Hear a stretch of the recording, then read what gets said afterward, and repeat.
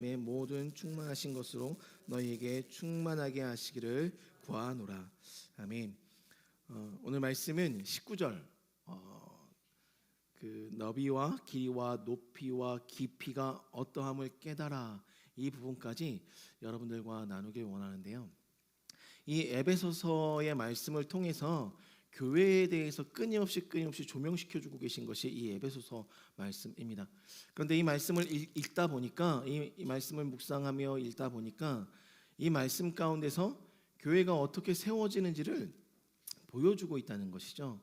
하나님은 교회를 세워가시는 하나님만의 그 방법이 계신데, 그것을 오늘 이 말씀 가운데에 계시해주고 계셨습니다. 그래서 몇 주 전부터 계속해서 이 말씀이 뇌리에서 스쳐 지나가고 좀 떠나지 않더라고요, 이번 한 주간. 그래서 이 말씀을 다시 한번 묵상하게 됐고, 묵상하는 가운데 하나님께서 원하시는 교회의 모형이 이런 것이겠구나라는 지금 깨달음을 주셨습니다. 그래서 여러분들과 함께 이 말씀을 좀 나누길 원합니다. 오늘 말씀을 보면, 말씀 가운데 먼저 우리가 지금 보고자 하는 것은 요거 되죠? 네. 이 로드맵이란 단어가 우리가 생소하지 않습니다. 그렇죠? 이 로드맵의 의미가 뭐죠? 알고 계십니까? 네. 또 하나의 로드맵이 있습니다. 두 가지의 로드맵이 있어요. 하나는 사람들이 목적지를 향해서 나아가고자 하는 길을 알려주는 맵이, 그게 로드맵이고, 또 하나는 하나님께서 우리에게 원하시는 길이 있다는 거죠. 그랬을 때 우리에게 체화된 로드맵은 어떤 맵일까라는 겁니다. 하나님께서 저로 하여금 이 학교를 위해서 40일 동안 새벽 제단을 쌓으라는 마음을 주셔서 지금 쌓고 있습니다. 새벽에 나와서 계속 이 학교 성전에서 학교 전에서 기도를 하고 있는데, 기도하는 가운데 하나님께서 저에게 주셨던 마음이 있었어요. 학교를 향한 로드맵이 있고 교회를 향한 로드맵이 있다. 그 로드맵이 무엇인지 아는 것이 중요하다라는 마음을 주셨어요. 그 가운데 이 말씀이 조명되기 시작했습니다. 그리고 이 로드맵을 이야기할 때 우리가 상식적으로 알고 있는 로드맵은 어떤 로드맵일까? 그리고 그 로드맵 가운데서 우리는 어떻게 길을 좀 찾아가고 있을까에 대한 근본적인 질문이 저에게 좀 던져졌습니다. 여러분들도 여러분들의 인생 가운데 로드맵을 그리고 계십니까? 근데 여러분들이 그리고 계시는 로드맵이 우리가 걸어가고 싶었던 길에 대한 로드맵인지, 아니면 오늘 하나님께서 나에게 알려주셨던 로드맵인지 한 번쯤은 우리가 점검해 볼 필요가 있었다는 것이죠. 첫째, 우리가 보고자 하는 것은 이 로드맵, 첫 번째 이 길을 알려주는 로드맵입니다. 1993년에 미국에서 미국 반도체 사업에 있어서 그 반도체 사업의 혁신을 이루고자 전략을 세우고 기획했었던 것이 바로 이 로드맵의 시초입니다. 사실 그 전에도 있었지만 이 로드맵에 대해서 알려지기 시작한 것은 1994년 미국 안에서 반도체 사업이 발전하는 계기가 되었던 어떤 기술적인 로드맵을 만든 것이 이 로드맵을 다시 한번 사람들이 상기시키게 됐던 계기가 되었습니다. 그래서 이 로드맵은 아시겠지만 우리가 목표를 세웠으면 그 목표로 나아가는 단계별의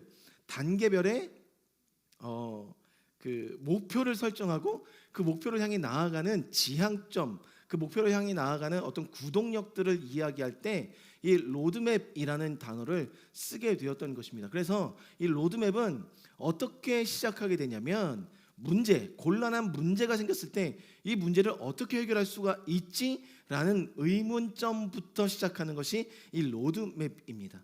그래서 이 로드맵을 그러면 그것을 이 문제를 해결하기 위해서 단계별 목표를 어떻게 선정할까, 무엇이 우선순위일까를 고민하면서 세우는 것이 두 번째 단계고, 마지막 단계는 그 목표 달성까지의 계획의 시간들을 이제 순서대로 짜서 실행에 옮겨가는 것이 이 로드맵이 주는 좋은 어떤 효과, 그리고 그것에 대한 열매들이 기술 로드맵을 만들면서 미국 반도체 내에서 이게 혁신이 이루어졌습니다.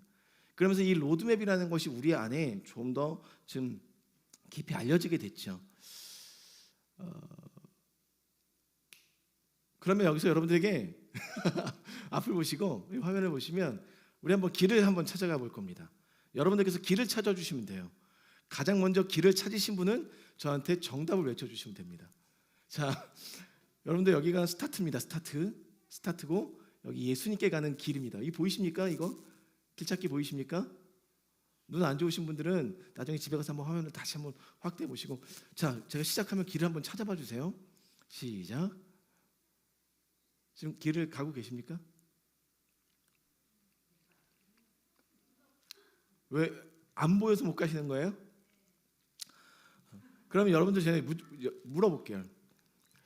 여러분들은 지금 우리가 분명히 예수님께 가고 있습니다. 그렇죠? 예수님께 가고 있는데 우리의 시작을 여기로 규정을 지었어요.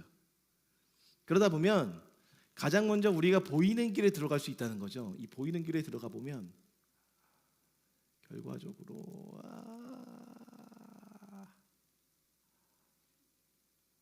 여러분들 지금 엄청나게 헤매고 있는 거 보이십니까? 이 길이? 우리가 이 미로를 빨리 찾을 수 있는 방법이 뭔지 아십니까? 그렇죠? 예수님으로부터 시작하면 나의 정체성을 찾을 수 있는 거예요. 세상이 알려주는 로드맵은 나로부터 시작합니다. 문제로부터 시작해요. 근데 하나님께서 오늘 원하시는 로드맵, 하나님의 로드맵이라는 것은 문제로부터 시작하지 않는다는 거예요. 하나님께서 원하시는 로드맵은 하나님으로부터 시작해서 나에게 오는 길을 원하신다는 겁니다. 그런데 오늘 우리가 추구하는 로드맵이 무엇이냐라는 거예요. 하나님은 세상에서 규정하는 문제로부터 하나님께 오는 길을 원하시는 게 아니라 그냥 태초의 시작, 하나님으로부터 나에게 오는 하나님의 뜻이 무엇인지를 먼저 발견하는 것. 달리 말하면 이 로드맵은, 하나님으로부터 시작하는 이 로드맵은 다른 것에 있지 않습니다. 우리의 부르심을 찾아가는 것은 세상의 문제로부터 시작하는 것이 아니라 하나님으로부터 시작하는 것이라는 거예요. 근데 여러분들은 지금 여러분의 인생의 부르심을 찾아갈 때 나의 현재의 위치에서 문제들 하나하나를 해결하면서 하나님께 나아가십니까? 아니면 하나님께 가서 하나님으로부터 시작한 우리의 인생의 길을 묻고 계십니까? 하나님께서 오늘 우리에게 그것을 묻고 계신다는 거예요. 그러니까 좀 점검하셨으면 좋겠습니다. 우리의 문제로부터 하나님을 찾고자 한다면 결국은 찾을 수 있어요. 그러나 이 보셨던 것처럼 너무 많은 실수들을 범하게 됩니다. 보이는 길들로 들어가게 돼요. 사실 그런데 여러분들, 우리 역순으로 가볼까요? 이렇게 예수님으로부터 가면 상당히 쉽습니다. 너무 간단하죠. 간단한 길이었어요. 예수님으로부터 시작하지 않고 하나님으로부터 시작하지 않기 때문에 어찌 보면 우리의 길이 더 험난한 여러의 어떤 과정들 속에 어려움들을 겪을 수밖에 없다는 거예요. 그러니까 여러분들의 문제가 있으면 문제로부터 시작하는 것이 아니라 이 문제가 생겼었던 이유에 대해서 누구로부터 시작해야 되냐면 하나님으로부터 시작해서 내려오게 되면 오히려 그 문제는 간단할 수 있다는 거예요. 그리고 그 문제가 간단할 수 있다는 이유는 하나님은 영적인 것에 있어서부터 우리의 삶을 다루길 원하시기 때문에 오히려 더 단순하게 그 답을 찾을 수 있다는 거예요. 이 현상이 왜 일어났지? 현상에 대해서 집중하다 보면 나의 영을 살리고자 하시는 하나님의 그 로드맵에 대해서 우리가 간과하고 지나갈 수밖에 없다는 거예요. 그래서 우리에게 로드맵이 있다라는 그 하나님의 음성 속에서 제가 물어봤습니다. 하나님께 끊임없이, 그러면 하나님의 그 로드맵은 우리가 어떻게 알 수 있는 겁니까? 저 알고 싶습니다 라고 했을 때 하나님께서 저에게 주셨던 답은 지훈아, 지천에 널려 있어 라는 거였어요. 그 답은 지천에 널려 있다 라는 거였었어요. 어떻게 널려 있는 거죠? 라고 했을 때 하나님께서 저에게 보여주셨던 것은 딱 하나였어요. 이거였습니다. 하나님의 뜻을 찾고자 한다면 하나님의 말씀 안에서 그 뜻이 이미 계시되어 있다는 거예요. 그것이 우리에게 로드맵이 될 수 있다는 겁니다. 세상 사람들이 알려줬던 경험, 지식, 그들이 갖고 있던 어떤 관계, 그런 것들을 따라가다 보면 하나님의 로드맵과는 전혀 정반대의 길로 나갈 수밖에 없지만, 혹은 찾아가더라도 계속 돌고 도는 인생 속에 결국 하나님께 갈 수 있겠지만 우리에게 시간이 없고 주어진 시간이 없는 가운데 빠른 지름길을 알고 싶다면 하나님께로부터 시작하는 길로 내려오다 보면 우리의 길을 알 수 있다는 거였었어요. 여러분들은 지금 어떻게 길을 찾고 계십니까? 근데 그 길을 아는 것에 있어서 하나님께서 오늘 본문을 이야기해 주셨어요. 그 길을 알기 위해서는 먼저 시작해야 되는 것이 있다는 거예요. 하나님의 사랑을 알아야 된다는 거예요. 하나님의 사랑에 대한 이해가 없으면 그 로드맵, 나를 향하신 하나님의 그 계획하심을 우리가 알 수 없다는 거죠. 그 사랑의 결여된 가운데 그냥 나의 부르심을 찾고자 한다면 눈에 보이는 것을 선택할 수밖에 없는 연약함이 우리에게 있다는 거예요. 하나님의 크신 사랑 안에 우리가 거하여 나갈 때 하나님의 온전한 로드맵을 알 수 있다라는 말씀을 오늘 해 주셨습니다. 그랬을 때 우리가 이런 말들을 되게 많이 사용하죠. 하나님 앞에 서다. 그래서 제가 그것이 새롭게 조명이 되더라고요. 어떻게 조명이 되냐면, 여러분들 하나님 앞에 서 있는 여러분의 모습을 지금 상상하고 계십니까? 한번 상상해 보세요. 하나님 앞에 서 있는 나 상상하고 계세요? 그러면 하나님이 이 앞에 계신다면 여러분들은 어떻게 서 계십니까? 어떻게 서 계세요? 하나님과 얼굴을 마주하고 서 계십니까? 아니면 약간 좀 이렇게 사선으로 째려보고 계세요? 아니면 보기 싫어가지고 아예 등지고 계세요? 어떻게 서 계세요? 여러분들 상상했을 때 우리 정강원 자매님 어떻게 서 계십니까? 하나님이랑 얼굴을 마주하고? 네, 좋아요. 여러분들 이 동일선상에 서 계신 분 계십니까? 하나님과 똑같은 위치에서? 여러분들 어떤 모습이 가장 많이 연상이 되시냐면 마주보고 있는 모습이 가장 많이 연상이 되실 거예요. 근데 하나님의 부르심을 알려면 마주보고 있는 게 아니라는 하나님의 지금 깨달음이 있었습니다. 어떻게 서 있어야 되냐면 하나님이 제 뒤에 계시고 저는 하나님이 바라보시는 그곳을 향해서 동일하게 서 있어야 되는 겁니다. 같은 선상이 아니라 이렇게 등지고 하나님 앞에 서 있어요.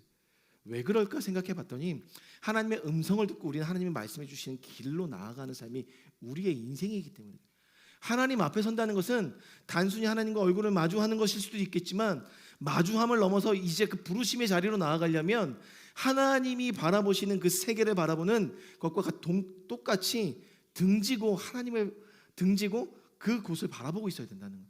말씀하시면 어떻게? 내가 당장이라도 움직일 수 있도록 서 있는 것, 그것이 하나님 앞에 선 우리. 그랬을 때 하나님이 일러주시는 로드맵으로 우리가 걸어갈 수 있다는 거죠.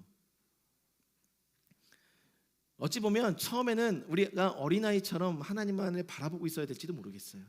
그러나 여러분들이 성장하셨다면 이제는 돌아서십시오. 그리고 말씀하시면 걸어갈 준비를 하셔야 되는 것이 오늘 우리의 삶이에요. 근데 오늘 본문에 그 가운데 하나님의 사랑을 이제 알았던 자들이 걸어 나가는 그 삶 속에서 교회를 세워가고 계시더라는 거예요.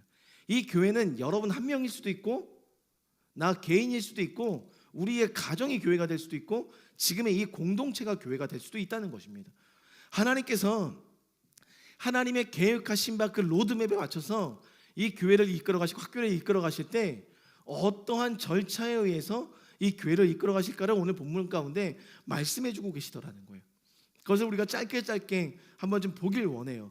오늘 말씀을 보니까 17절에 믿음으로 말미암아, 어찌 보면 14절부터 19절, 21절까지 이 말씀을 전체를 통으로 우리가 한번 봐야 되지만 이미 그것은 2년 전에 3번에 걸쳐서 3주에 걸쳐서 우리가 봤었기 때문에 이 17절로 19절 말씀에 계시했던 영역들만 잠깐 좀 여러분들과 좀 나누겠습니다. 17절에 보니까 처음에 믿음으로 말미암아 그리스도께서 너희 마음에 계시게 하시옵고, 교회를 세워가는 과정입니다. 교회를 세워가는 과정 속에 첫 번째로 말씀하신 게 뭐냐면 믿음으로 말미암아 그리스도께서 너희 마음에 계시게 하시옵고 라고 말하고 있다는 거죠. 여기서 믿음으로 말미암아라는 것은, 이 말미암아의 의미는 믿음을 가지고라는 의미입니다. 우리 안에 믿음이 없을 수도 있어요. 그죠? 믿음의 어떤 영역이, 믿음이 무엇인지에 대한 명확하지 않음 또한 있을 것입니다. 그러나 여기서 믿음을 설명할 때 어떻게 설명하면 믿음을 가지고라고 이야기하고 그 다음에 당장에 뭐를 말씀하시냐면 그리스도가 너희 마음에 계시게 하시옵고라고 이야기하고 있다는 것입니다. 그러니까 믿음을 가지고 그리스도가 너희 마음에 계시게 하시옵고라는 의미는 뭐냐면 믿음으로 하나님이 우리 안에 계심을 어떻게 하나? 선포하라는 거예요. 교회가 세워지는 과정입니다. 내가 성전이 되어가는 과정입니다. 믿음으로 선포하시라는 거예요. 믿음을 가지고 하나님이 내 안에 계십니다 라고 선포하는 것으로부터 교회가 시작될 수 있다는 것을 이야기하고 있다는 거예요. 그게 하나님의 로드맵이 시작되는 첫 번째 단계라는 것입니다.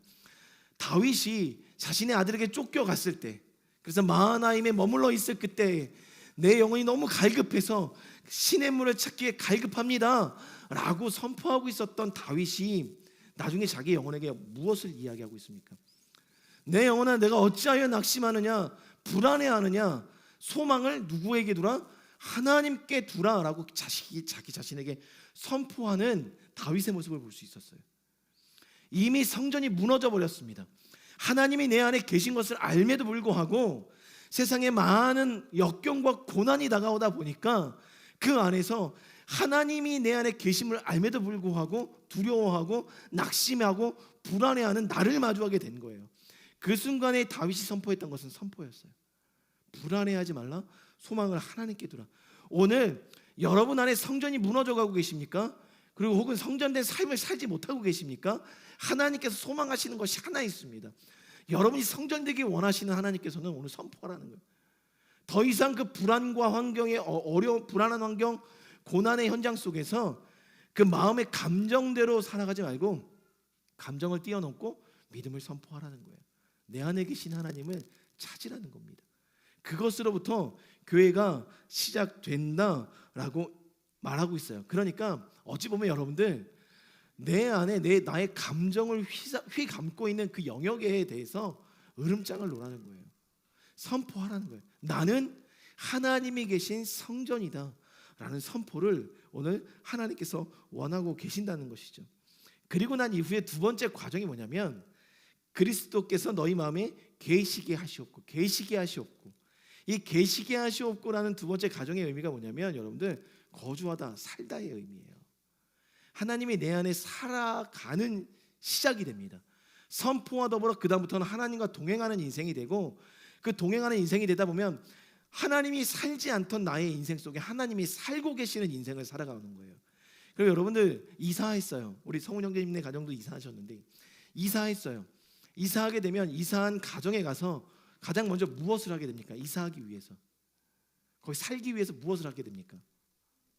그렇죠, 청소하게 돼 있어요. 하나님이 계시게 하시옵고라는 말의 의미는 하나님이 우리의 인생 가운데 이제 들어와서 좌정하셔서 왕의 왕 그 예수님께서 우리의 마음에 좌정하시는 그 순간, 그리고 다스리시는 그 순간, 그런 영역들이 이루어지기 위해서 먼저 해야 될 게 뭐냐면 내 안에 내 집들 청소하는 거예요. 살 수 있게. 그리고 계약을 맺는 겁니다. 이 집의 주인은 누구다? 당신입니다 라는 계약을 맺게 되는 거예요. 그러니까 오늘 하나님께서 오늘 우리의 인생 가운데 사시려면 여러분들 새롭게 단장을 해야 되는 것입니다. 하나님이 사실 수 있는 공간으로. 그러니 우리 마음 가운데 자리 잡고 있는 하나님께로부터 오지 않은 그 더러운 것들, 하나님의 것이 아닌 것들을 우리가 방치해 두어서는 안 된다는 개념이에요. 그러니까 오늘 그것을 청소해야 되는 거예요. 제가 새벽에 나와서 학교 그 공간에서 기도하고 있는데 하나님이 상징적인 의미로 저한테 여기 청소해야 된다는 마음을 주시더라고요. 그런데 그 전날에 청소를 너무 깨끗이 했었거든요. 깨끗이 하고 아이들이 수업을 시작한 그 다음 날이었거든요. 수업을 하고 난 그 다음 날이었는데 청소라는 마음을 주셔서 제가 걸레를 빨고 걸레를 갖다 놓고 새벽에 기도하면서 기도하는 마음으로 청소하기 시작했습니다. 근데 웬걸 어제 청소하고 하루밖에 지나지 않았는데 여러분들 그 전날에 청소할 때보다 더 많은 때들이 있는 거예요. 몇 번을 닦은지 모르겠어요. 때가 엄청나게 많더라고요. 걸레를 빨고 다시 닦고 빨고 다시 닦고 몇 번을 반복했는지 모르겠습니다. 근데 그 순간 하나님께서 저에게 깨닫게 하신 것은 뭐냐면 청소는 한 번으로 끝나는 것이 아니라는 거예요. 끊임없이 내가 그것을 청소하지 않으면 때는 쌓여간다는 거예요. 우리가 한번 청소한 것으로 때가 더 이상 쌓이지 않을 것 같이 그것을 방치하고 있으면 그곳엔 때가 쌓인다는 거예요. 그러니까 여러분들 분명히 아셔야 돼요. 집 청소하십시오. 이게 상징적인 의미예요. 집이 청결해야 되는 것이 맞습니다. 우리가 그것을 방치해두는 순간 우리의 영적인 삶도 동일한 사이클 안에 묶일 수가 있어요. 그러니까 육신이 지배하는 삶을 살지 말고 영이 지배하는 삶을 살려면 우리의 환경부터 다스려야 되는 겁니다. 그러니까 여러분들 죄송하지만 가정이 좀 더러우시면 오늘 다 대청소하셔야 돼요. 이게 영적인 문제와 연결되고 있습니다. 그래서 하나님께서 보여주셨던 것은 계속해서 청소하지 않으면 살아갈 수 없는 환경이 된다는 거예요. 계속해서 그것을 닦아내지 않으면 여러분들 집이 지저분하면 잠 잘 오십니까? 잠 자실만 하십니까? 그렇지 않잖아요. 이 닦아야 돼요. 이 청소의 영역이 다른 영역이 아니라 우리의 영적인 영역들과 연결되어 있다는 거예요. 그래서 끊임없이 청소해내는 것이, 그랬을 때 주인 되신 하나님께서 우리 안에 사실 수 있는 환경을 만들 수 있다는 것입니다. 그러니까 여러분들, 오늘 하루 내가 지은 죄가 간과되어 그냥 덮여버려서는 안 되는 것입니다. 계속해서 여러분들의 죄악 가운데 노출된 영역들을 하나님께 기도함으로 나갈 때 하나님께서는 교회를 세워가신다는 거예요. 이 교회도 마찬가지입니다. 여러분들이 머물렀던 이 자리 또한 마찬가지입니다. 오늘 우리의 죄악들이 하나님 앞에 쏟아내진다면 우리가 영적으로 이곳을 청소하는 마음으로 다시 한번 교회를 향해 중보할 때 교회가 세워지는 것처럼, 우리의 가정의 죄악을 놓고 여러분들이 쌓여진 죄악을 놓고 기도할 때 가정이 교회가 되어가는 거예요. 우리의 상한 감정이 쏟아졌던 가정 그대로 방치해 둔다면 그 가정은 계속해서 어두움이 자리할 수밖에 없는 겁니다. 그런 것들을 상징적으로, 예언적으로 여러분들이 청소하시면서 기도하시는 삶을 계속해서 반복하셔야 돼요. 그래야지 우리 가정이 성전이 되는 거예요. 아울러 나도 성전이 되는 겁니다. 그것을 오늘 말씀하고 싶습니다. 그럴 때 교회가 세워져 갈 수 있다라고 말씀하셨어요. 세 번째의 영역이 언젠가도 여러분들과 함께 나누었지만, 세 번째 영역은 교회가 세워져 가기 위해선 뿌리가 박혀야 됩니다. 뿌리가 박히는 과정이 분명히 필요합니다. 제가 언젠가 그 설교 시간에 김숨 작가의 나무 이야기라는 책을 소개하면서 뿌리에 대해서 이야기한 적이 있었죠. 심근성 뿌리와 청근성 뿌리가 있다. 이 심근성 뿌리는 원뿌리 쭉 일자로 땅을 깊이 파고 들어가는 뿌리가 심근성이고, 청근성 뿌리는 옆으로 뻗어나가는 겉뿌리의 역할을 하는 게 이 청근성 뿌리인데요. 뿌리가 박힌다는 개념은 이 원뿌리도 내려가고, 이 청근성, 그러니까 원뿌리도, 심근성 뿌리도 내려가고, 겉뿌리, 청근성 뿌리도 옆으로 뻗어나가는 것, 이 두 가지가 동시에 이루어져야 뿌리가 박히는 개념이라고 말씀을 드렸어요. 그러니까 하나님께 뿌리가 박히고 성도들과 함께 연합을 이뤄가는 것이 정말 뿌리가 박히는 거예요. 그런데 제가 그때도 말씀드렸지만, 뿌리라는 것은 고난이 닥치면 물을 찾고자 합니다. 이 뿌리가 겪는 고난이 뭘까요? 물이 없는 거, 가뭄, 불이 일어나는 거. 지금과 이제 좀 겨울이 다가오죠. 추위를 이겨내는 것. 그때 추위가 닥쳐서 나뭇가지를 떨어뜨리는 이유는 아시지만 뿌리가 에너지를 응축시키는 시간입니다. 그렇기 때문에 겨울의 나무는 가장 바빠요. 뿌리에 힘을 저장해야 봄과 여름, 가을에 뿌리가 내려가면서 열매를 맺게 되기 때문에. 그러니까 이 뿌리가 박히는 과정이 간과해서는 안 되는데, 그런데 여기서 중요한 건 뿌리는 어떤 본능을 갖고 있느냐. 갈증이 임해야 더 깊은 곳으로 뿌리가 내려간다는 거예요. 뿌리가 박힌다는 개념은 끊임없이 사슴이 시냇물을 찾는 갈증을 느껴야 된다는 거예요. 우리가 그 갈증을 느끼고 계십니까? 근데 갈증은 누구나가 느낄 수 있다는 거예요. 갈증은 누구나가 느낄 수 있지만, 그 갈증을 느끼는 여러분이 그 갈증을 해소하기 위해서 그 뿌리를 어디에 박고 있냐는 거죠. 그 뿌리가 지금 당장에 한 번에 목마름을 목축임하기 위해서 뿌리를 내린다면, 그 뿌리는 계속해서 갈급함, 갈증을 유발할 수밖에 없어요. 제가 어느 날 이 학교 일하고 이 교회 일을 하면서 이제 너무 이게 지쳤는데 너무 목이 마른 거예요. 시원한 게 먹고 싶은데, 물이 정답인 것을 알고 있어요. 물이 가장 그 갈증을 해소할 수 있다는 걸 아는데 계속 제 안에서 다른 걸 원하는 거예요. 다른 맛을. 이 밍밍한 이 물 맛이 아니라 다른 어떤 이 첨가된 이 시원한 맛을 원하더라고요. 그런데 한쪽 구석에서 어떤 생각을 갖고 있냐면, 저거 먹어봐야 몇 시간 뒤에 또 목마를 텐데, 몇 분 뒤에 또 목마를 텐데 라는 것을 제가 알고 있더라고요. 그러니까 물도 마시지 않고 그 음료 또한 찾지 않고 있는 저의 모습을 좀 발견했어요. 여러분들에게도 갈증이 있어요. 무언가 지금 채워지지 않는 갈증들이 있기 때문에 그 갈증을 채울 때 우리는 무언가 그 갈증을 채울 수 있는 그 필요로 하는 것들을 찾고 있다는 거죠. 그럼 여러분들이 찾고 있는 그 갈증을 해소할 수 있는 것이 과연 오늘 본문에서 이야기하는 것처럼 너희가 사랑 가운데 뿌리가 박히고 그리스도의 사랑에 박히기를 여러분들이 소망하고 있냐는 거예요. 하나님의 사랑에 대한 갈증을 갖고 있냐는 거예요. 그래서 하나님께 나아가서 그 갈증을 해소하고자 하는 여러분들의 삶에 열심히 있냐라는 걸 물어보는 거예요. 코로나 시대가 돼서 교회를 가지 않아도 신앙생활 할 수 있는 시대가 된 듯 보입니다. 이거 하나만 있으면 다 해결되는 것처럼 여겨지는 시대가 됐고, 어찌 보면 청년 세대는 이제 더 이상 교회에 갈 필요성에 대해서 이야기하지 않고 있다는 거예요. 이것이 교회라는 거예요. 여기에 교회가 있다라고 이야기합니다.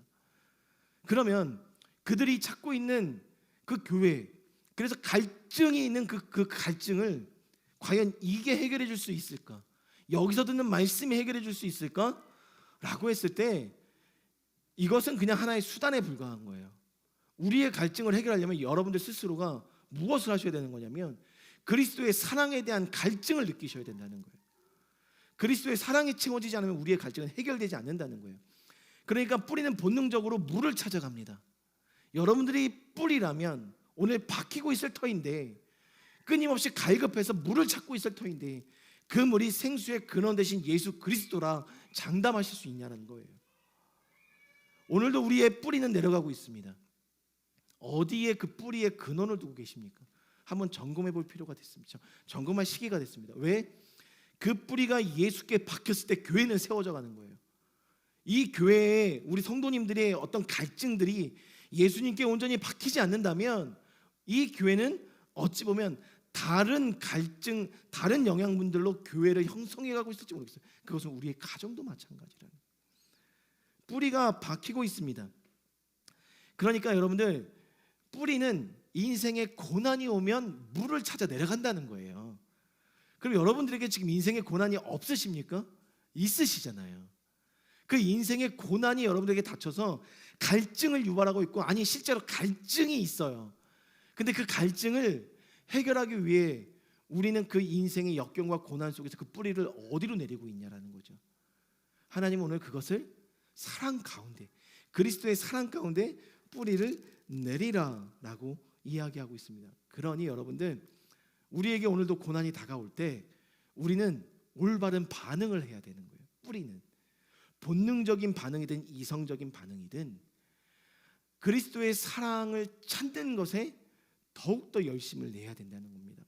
오늘 내가 일적으로, 관계적으로, 환경적으로 너무 어려운 가운데 있고 왠지 혼자 있는 듯한 외로움이 있어서 이것들을 해결하는 갈증을 해결하는 방법을 찾을 때 사람을 찾으신다면, 혹은 어떠한 서적을 찾으신다면, 그리고 어떠한 지식인들을 따라간다면 그 갈증은 더할 수밖에 없다는 거예요. 로드맵은요, 하나님으로부터 시작하는 겁니다. 그러니까 여러분들 하나님께 가셔서 우리가 해결할 수 있는 길이 무엇인지를 찾으셔야 된다는 거예요. 하나님께서 오늘 여러분들과 저에게 세 번째 과정, 그것을 원하고 계신다는 거예요. 네 번째 과정이 있었습니다. 터가 굳어진다라고 이야기하고 있어요. 터가 굳어진다. 여러분들, 터가 굳어지는 과정이 교회를 세우는 네 번째 과정이에요.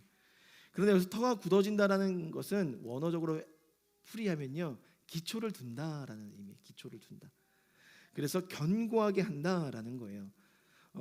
데멜리오오라는 이 헬라어 자체는요, 기초를 둔다는 의미거든요. 터가 굳어진다는 기초를 둔다는 거예요. 제가 언젠가도 그때도 말씀드렸지만 여러분들, 성경에 터가 굳어지는 방법에 대해서 설명해주고 있지 않아요. 근데 성경에서는 터가 흔들리지 않은 방법에 대해서 설명해주고 있습니다. 시편 84편 5절에 보면 너희가 흑암 중에 왕래하니 터가 흔들리도다라고 이야기하고 있어요. 그러니까 우리의 터가 흔들리지 않으려면, 그러니까 어떻게 보면 견고해질 수 있으려면 죄 가운데 거하지 않는 것이, 흑암 중에 왕래하지 않는 것이 우리의 터가 굳어지는 것이다 라는 것을 성경이 이야기해 주고는 있어요. 그러면 죄 가운데 왕래하지 않고 이 터가 굳어지려면 무엇을 해야 될까라고 했을 때 하나님께서 제 마음속에 떠오르게 하셨던 말씀이 뭐였냐면, 비가 내리고 창수가 내리고 바람이 불어서 집에 부딪히면 집이 무너지지만 그것이 무너지지 않게 하기 위해서는 주초를 어디 위에 둔다? 반석 위에 둘 때 무너지지 않을 수 있다는, 견고해질 수 있다는 거예요. 결과적으로 여기서 반석은 누구를 의미합니까? 예수 그리스도예요. 그러니까 여기서도 로드맵이라는 거예요. 결과적으로 여기서 얘기하는 것도 로드맵이에요. 하나님으로부터 시작된 인생이, 말씀에 기초를 둔 인생이 터가 굳어질 수 있다는 겁니다. 터가 굳어진다는 개념은 기초를 어디 위에 세운다? 말씀 위에 세운다. 우리가 이 찬양의 가사도 있죠. 그 사랑 위에 서리. 예수 그리스도 위에 설 때, 반석이신 예수 그리스도 위에 설 때, 그 말씀이신 예수 그리스도 위에 설 때 우리의 인생이 터가 굳어질 수 있다는 거예요. 그런데 여러분들이 지금 인생을 세우실 때 터가 굳어지길 소망하시는 가운데 무엇에 기반을 두고 집을 짓고 계십니까? 혹은 여러분의 계획을 세우고 계십니까? 로드맵을 만들고 계십니까? 거기에 정말 하나님이 계시는지를 점검하셔야 되는 거예요. 오늘 내가 계획한 모든 사업, 오늘 우리 주보에도 사업장을 기재했어요. 이제 기도하려고 해요. 근데 유비아 커피하고 GS 편의점은 주인들 이름을 쓰지 않았어요. 제가 좀 이따 광고 시간에 말씀을 드릴게요. 죄송해요. 근데 이 사업도 시작하는 그 터가 어디냐는 거예요. 무엇이냐는 거예요.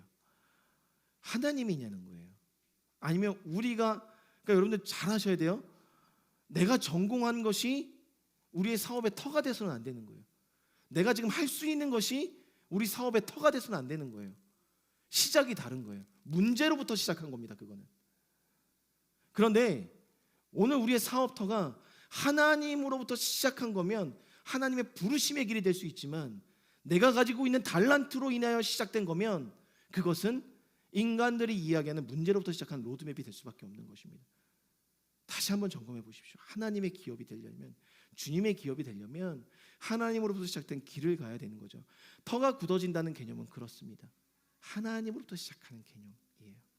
그것을 여러분들이 잊지 않으시고 반석 위에 삶을 세우시길 바랍니다. 마지막 5번째 영역을 이야기하고 있습니다. 마지막 5번째 영역은 뭐냐면 오늘 본문에 나와 있어요. 오늘 본문에 보니까 그리스도의 사랑을 알고라고 18절에 이야기하고 있습니다. 그리스도의 사랑을 안다. 여러분들 이 안다라는 개념이 뭘까요? 경험한다라는 의미입니다. 인지한다. 여러분들 그리스도의 사랑을 경험하셨습니까? 아니면 내가 그냥 지식적으로 알고 있다고 생각하셨습니까? 여러분들 경험한다는 것은 다시 그것을 회상하면 그것에 대한 감격이 우리 안에 일어나는 것을 말해요. 내가 하나님의 사랑을 안다는 것은 정말 하나님이 나를 안아주시는 하나님의 커버링을 내가 경험해서 그 커버링 안에 거하고자 하는 소망이 경험하여 안다라는 거예요. 그런데 여러분들 지금 그리스도의 사랑을 생각하시면 그 감격이 흘러나오고 있으십니까? 어찌 보면 다 연결된 영역일 수도 있어요. 그리스도의 사랑을 생각했는데도 불구하고 그 사랑의 감격이 내 안에 없다면 빨리 청소하셔야 돼요. 그 사랑을 가리고 있는 것들을 경험하셨음에도 불구하고 모르겠다면 빨리 청소하셔야 돼요. 무언가가 가리고 있는 거예요. 그 사랑은 계속해서 샘솟거든요. 왜? 오늘 성경에서 이야기하고 있어요. 그 너비와 길이, 그 높이와 깊이는 그 어떠한 것으로도 알 수 없다는, 측량할 수 없다는, 깨달아야지만 알 수 있는 영역이기 때문에 그 깨달은 영역들이 여러분들 안에 점점점 희미해져 가고 있다면 무언가가 덮어버리고 있는 거예요. 걷어내셔야죠. 그 사랑을. 그런데 내가 경험을 하지 못했다. 그러면 그것을 간구하셔야 되는 거예요. 그 사랑을 달라고 끊임없이 하나님께 나가서 간구하셔야 되는 거예요. 그리스도의 사랑을 아는 것에 있어서 오늘 2가지를 성경에서 이야기했잖아요. 지식에 넘치는 그리스도의 사랑, 그 너비와 길이와 높이와 깊이를 깨달아 알아야지만 알 수 있는 영역의 사랑. 이 2가지 영역은 제가 언젠가도 말씀드렸어요. 지식에 넘친다라는 것은 지식으로도 그 사랑을 담아낼 수 없다는 의미죠. 근데 이 지식으로 그 사랑을 담아낼 수 없다는 영역의 의미가 어떤 의미냐면, 많은 사람들이 여태까지 꿈꿨었던 인생이 뭐냐면 최고의 권력자, 권위자, 지금도 어찌 보면 많은 보이지 않는 그 흑암 중에 음부의 권세 속에서 많은 사람들은 영생을 꿈꿉니다. 영원한 생명을 꿈꾸고 있어요. 그래서 많은 것들을 노력했었지만, 그래서 많은 수단과 방법을 가리지 않고 영생할 수 있는 방법들을 찾아서 지금도 시행하고 있지만 그들은 영생을 취하지 못하고 있어요. 왜 그럴까요? 이 생명은 누구에게 있기 때문에? 하나님께 있기 때문에. 그런데 그 영생을 누가 주셨어요? 예수님이 주셨어요. 그러니까 예수님을 믿지 않고는 이 영생의 문제는 해결할 수가 없어요. 영원한 생명은 해결할 수가 없는 영역이에요. 근데 그들의 지식, 그들의 로드맵, 문제로부터 발생한 나 영원히 살고 싶어 라는 문제로 발생한 로드맵을 그리다 보니까 그들은 하나님으로부터 주어지는 영생의 길을 꿈꾸지 않고 있다는 거예요. 여러분들과 우리와 세상의 영생을 추구하는 사람들과의 차이는 이 로드맵의 차이예요. 누구로부터 시작한 맵이냐의 차이인 거예요. 그랬을 때 영생을 우리에게 주신 그 하나님의 사랑, 그건 지식으로 표현할 수가 없어요. 사람들이 가지고 있는 지식으로 그 영생을 담아낼 수가 없어요. 구현해낼 수가 없어요. 그러니까 지식에 넘치는 사랑이 되는 거예요. 우리에게 영생을 주신. 그리고 그 너비와 높이와 길이, 그다음에 그 너비와 그 길이와 높이와 깊이는 측량이 불가능하죠. 그렇죠? 왜일까요? 자기 자신의 아들을 주셨기 때문에 그래요. 그거는 어떻게 설명할 수가 없어요. 그것은 내가 깨닫지 않으면, 깨달아지지 않으면 알 수 없는 영역이라는 거예요. 그렇기 때문에 깨달아야지만 알 수 있는 영역, 지식으로도 담아낼 수 없기에 그 영원한 생명을 하나님께 나아가 간구해야 되는 이 영역에 있어서 이 두 가지를 세상 사람들이 말하는 방법으로 추구하다 보면 하나님의 사랑을 알 수가 없다는 거예요. 하나님의 사랑은 그 무엇도 표현하기 힘들다는 거예요. 그렇기 때문에 하나님께 가야 돼요. 하나님의 교회는 그렇게 세워지고 있습니다. 사랑하는 성도님들, 여러분들에게 하나님께서 로드맵을 주셨어요. 그리고 주시길 원하세요. 근데 그 로드맵을 받기 위해서는 여러분이 가진 지식으로 목표를 설정해서 걸어가면 절대 볼 수 없는 세계입니다. 그러니까 제 안에 하나님께서 던져주신 말이 뭐냐면 한 가지였었어요. 교회는 우리의 방법으로 세워지지 않는다는 거예요. 우리의 로드맵으로 세워지지 않는다는 거예요. 학교는, 우리의 가정은, 그리고 나 개인의 인생은 나의 경험, 내가 가진 지식, 나의 어떤 학연, 지연, 그 모든 관계로부터 시작되지 않는다는 거예요. 왜요? 그 문제로부터, 문제를 해결하기 위한 출발이기 때문에. 그런데 하나님께서 오늘 우리에게 계시해 주시는 것, 하나님의 부르심의 로드맵은요, 여러분들 기업에 대한 로드맵은요, 하나님으로부터 시작한다는 거예요. 하나님으로부터 시작해야 기업이 주님의 기업이 된다는 거예요. 그래야 교회가 된다는 거예요. 성전이 돼야 된다는 거예요. 여러분, 한 사람 한 사람도 마찬가지입니다. 가정의 문제가 보이죠? 그 문제로부터 그것을 어떻게 해결할지를 본다면 그 문제는 해결할 수가 없어요. 오늘 하나님께서 원하시는 것은 하나님으로부터 시작된 그 로드맵, 나 한 명을 향한, 우리 가정을 향한, 교회를 향한 로드맵을 보길 원하신다는 거죠. 사랑하는 성도님들, 구하셨으면 좋겠어요. 그 로드맵 저도 잘 몰라요. 그렇기 때문에 지금 구하고 있고 교회의 방향성을 놓고 하나님께 구하고 있는 거예요. 이걸 하면 괜찮겠지, 저걸 하면 괜찮겠지라는 저의 어떤 모든 경험들을 내려놓고 있는 거예요. 할 수 있는 거 되게 많아요. 배운 것도 많거든요. 사실상 경험한 것도 되게 많고요. 저도 이래봐도 이제 15년 차, 아니죠, 20년 차네. 20년 차에 들어가고 있어요. 목회의 어떤 현장에 뛰어든지 교육자 생활한지. 근데 많은 경험이 있겠죠. 많은 배운 것도 있겠죠. 근데 그런 것들이 하나님 편에서 봤을 때 정말 바울이 고백한 것, 저번 지지난주에 얘기한 것처럼 배설물일 수밖에 없더라고요. 하나님이 원하시는 그때 부르심이 같을 수가 없어요. 그러니까 이 땅의 교회는 계속해서 생겨나야 되는 겁니다. 부르심에 맞게 교회들이 서야 되기 때문에. 마찬가지예요. 이 땅의 가정들은 계속해서 일어나야 돼요. 부르심에 맞게. 그리고 이 땅에 생육하고 번성하여 충만해야 되는 믿음의 사람들도 일어나야 되는 거예요. 각자의 부르심이 다르기 때문에. 그 부르심의 포지션이 다르기 때문에. 근데 여러분들, 여기서 우리가 간과해서는 안 될 것이 한 가지가 있더라고요. 교회는요, 하나님의 교회는, 하나님의 성전은, 오늘 여기 보니까 17절과 18절에 동일하게 강조하는 게 있어요. 교회는 너희 마음, 너희가 모든 성도와